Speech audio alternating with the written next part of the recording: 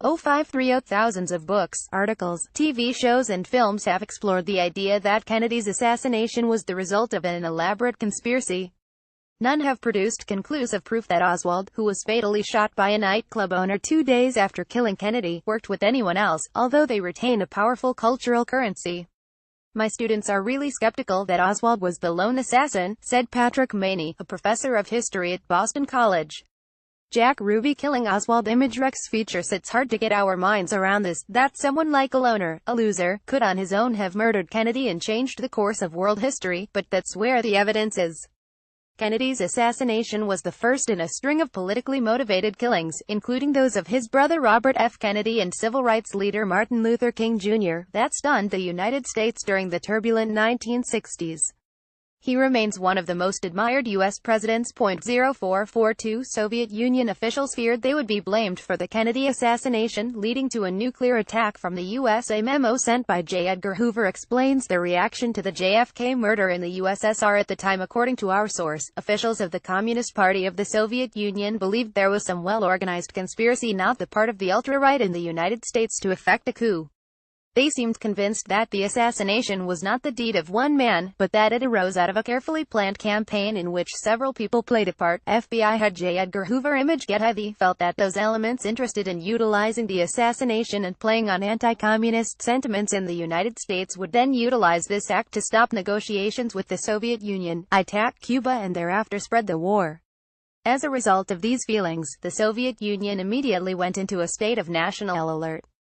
Our source further stated that Soviet officials were fearful that without leadership, some irresponsible general in the United States might launch a missile at the Soviet Union.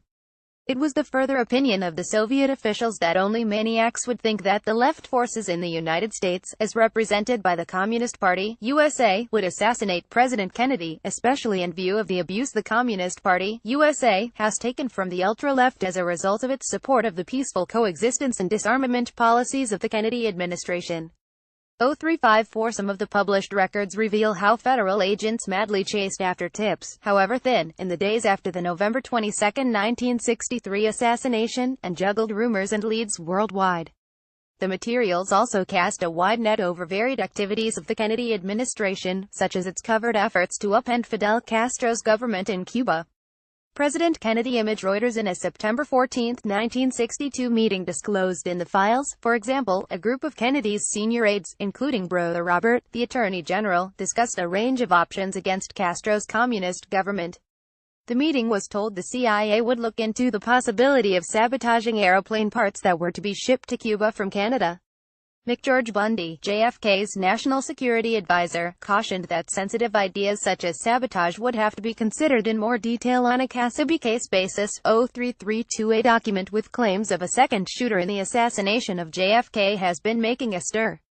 It's a memo sent by Special Agent Manning C. Clements in 1964 concerning a speech given by Orrin Fenton Petito. Petito appears to have been a church minister and key member of the National States Rights Party NSRP, a white supremacist party. According to the memo, Petito said in his speech that the Surgeon General's report on the assassination stated the first bullet entered the president's throat below the Adam's apple, clearly showing that two persons were involved, with the first shot being first from the bridge across the park was in front of the car. To further substantiate this, Petito said there was a bullet hole in the windshield of the president's car. Read the document here. 0306 A memo was sent to then Attorney General Robert F. Kennedy and the FBI director of a book that would detail a romance between the pair. The book was by Frank A. Coppell and entitled The Strange Death of Marilyn Monroe, it said.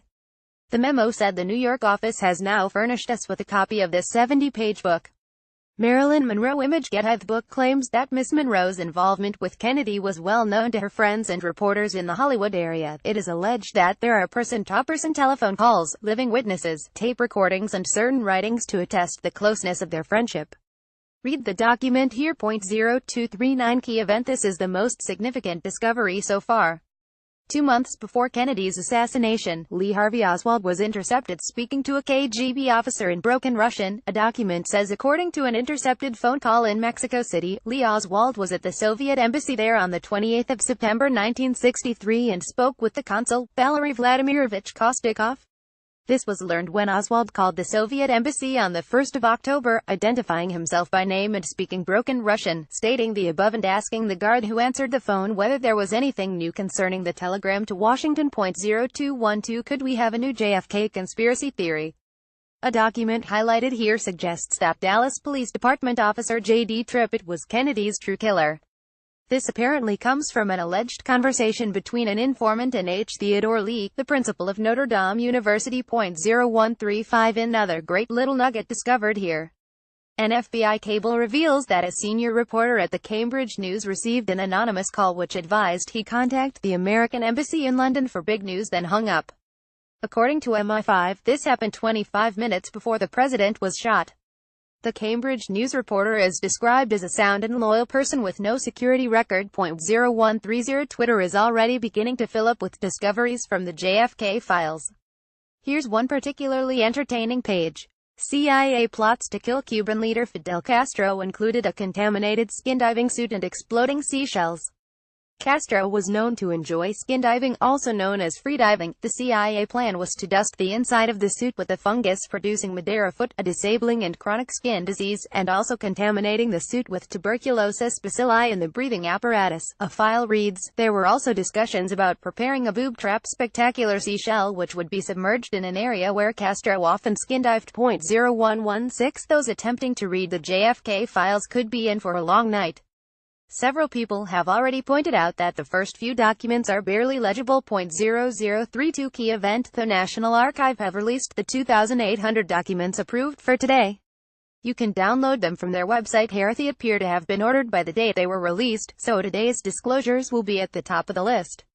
If you want to download the whole cache in bulk, you'll have to send them an email to the address on the page above. It's an automated system that immediately replies with a link to a zip file. 2348 Mikey Smith. Here's the full text of the memo approving the temporary delay in releasing some documents.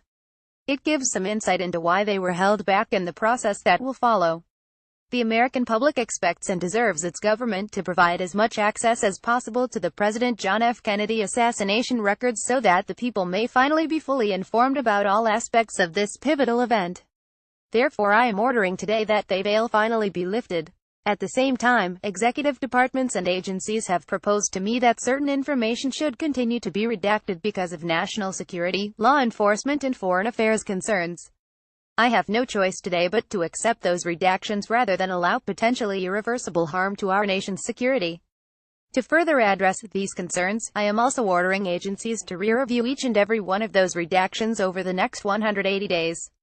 At the end of that period, I will order the public disclosure of any information that the agencies cannot demonstrate meets the statutory standard for continued postponement of disclosure under Section 5 grams 2D of the President John F. Kennedy Assassination Records Collection Act of 1992-44, U.S.C. 2108. Note: accordingly, by the authority vested in me as President and Commander-in-Chief by the Constitution and the laws of the United States of America, I hereby certify that all information within records that the agencies have proposed for continued postponement under Section 5 grams 2D of the Act must be temporarily withheld from full public disclosure until no later than April 26, 2018, to allow sufficient time to determine whether such information warrants continued postponement under the Act. This temporary withholding from full public disclosure is necessary to protect against harm to the military defense, intelligence operations, law enforcement, or the conduct of foreign relations that is of such gravity that it outweighs the public interest in immediate disclosure. I hereby direct all agencies that have proposed postponement of full disclosure to review the information subject to this certification and identify as much as possible that may be publicly disclosed without harm to the military defense, intelligence operations, law enforcement or conduct of foreign relations. Any agency that seeks to request further postponement beyond this temporary certification shall adhere to the findings of the Act, which state, among other things, that only in the rarest of cases is there any legitimate need for continued protection of such records. The need for continued protection can only have grown weaker with the passage of time since the Congress made this finding. Accordingly, each agency head should be extremely circumspect in recommending any further postponement of full disclosure of records. Any agency that seeks further postponement shall, no later than March 12, 2018, report to the Archivist of the United States on the specific information within particular records that meets the standard for continued postponement under Section 5 grams 2D of the Act.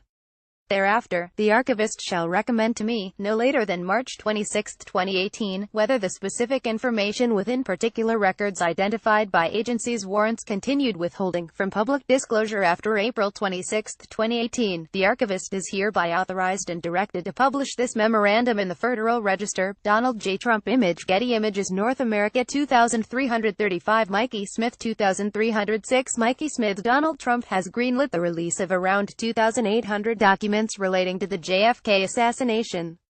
But some files thought to include documents from the 1990s, when the law mandating the release of the documents was passed, will be held back. The redacted documents will be released within the next 180 days over national security concerns. The 2,800 files to be released today have been digitized and will be released through the U.S. National Archives website. As soon as they're up, we'll bring you a link. Image. Getty Images. 2240. Mikey Smith. There's a conference call going on with Washington newspaper bureau chiefs about the JFK documents. Expect more or some news shortly. 2217. Mikey Smith. The U.S. National Archive is due to release thousands of documents relating to the JFK assassination today, but at the time of writing, they haven't emerged. Donald Trump has promised in a tweet to release the documents today, subject to the receipt of further information. The files are due for release because of an act of Congress passed in 1992, while George Bush Sr. was president. And despite the National Archives telling us to stay tuned, there's still no sign of publication. So where are these documents? Here's a little more info on why the delay. Image. Reuters 2159. Mikey Smith. In one of the most delightful examples of synchronicity we can remember, there's another JFK-related delay in the news. The failure of a string of security screening machines at JFK Airport in New York City is creating long queues at Terminal 4, which handles a lot of transatlantic flights. Image. Getty Images. 2146. KEY. Even there's what we know. The National Archive says they have the documents ready to go. About 35,000 of them. Various agencies, including the CIA, FBI and National Security Agency, have in theory got until 11:59 tonight U.S. time to raise objections to any of the documents being released.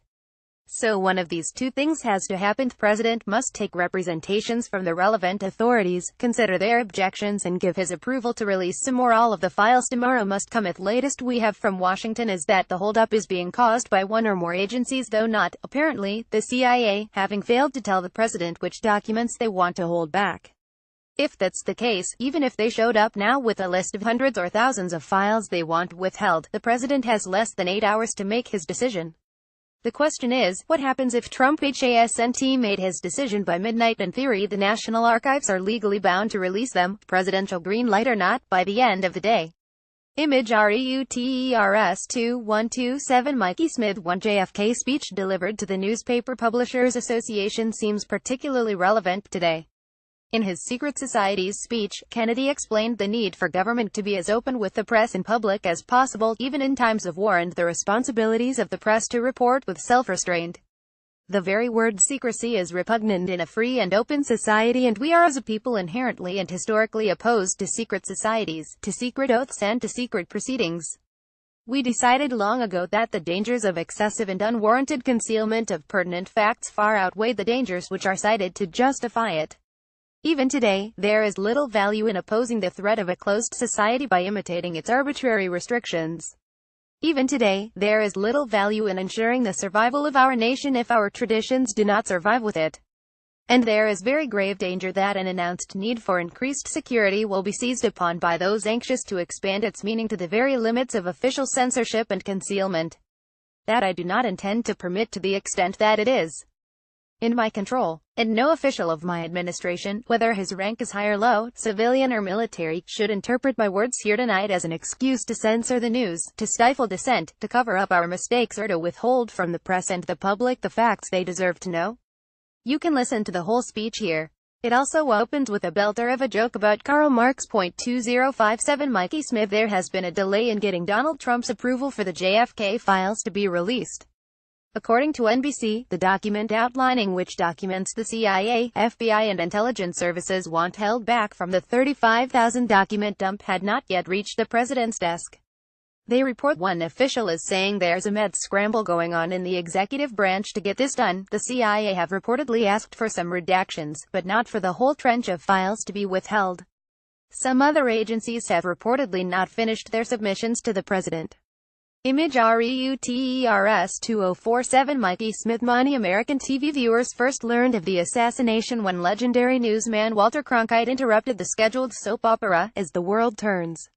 What happened next is the stuff of TV history.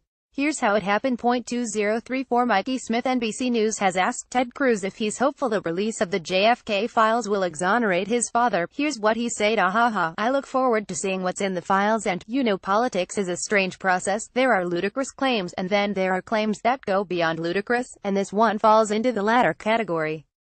If you're confused, here's why people talk about Ted Cruz's dad and the JFK assassination 2007 KEY event. When the files are finally put online, you can read them at the National Archives website here. Once you get there, you'll be able to download zip files of the documents at the links provided.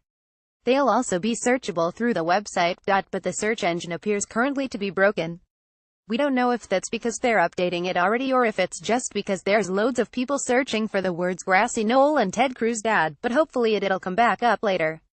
Fingers crossed. 1957 Mikey Smith. On Donald Trump has finished talking about the U.S. opioid epidemic and left the East Room of the White House without taking any questions. And to those hoping it would come up at the regular White House press briefing today, there isn't one. So it's back to the waiting game, folks. 1937 Mikey Smith. The National Archives website has been updated, urging people to stay tuned for updates on the release of the JFK files. As we reported earlier, there are some files available now, but they were released in July this year. They're not the new ones.